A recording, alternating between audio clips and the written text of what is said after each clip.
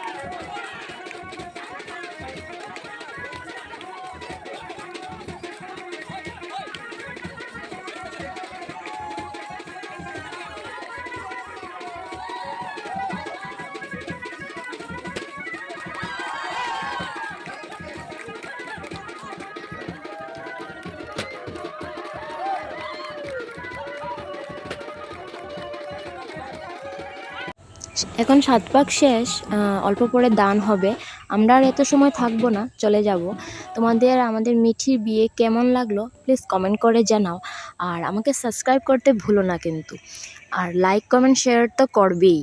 আর তোমরা সবাই ভালো থাকো, সুস্থ থাকো, সেফে থাকো। Good night.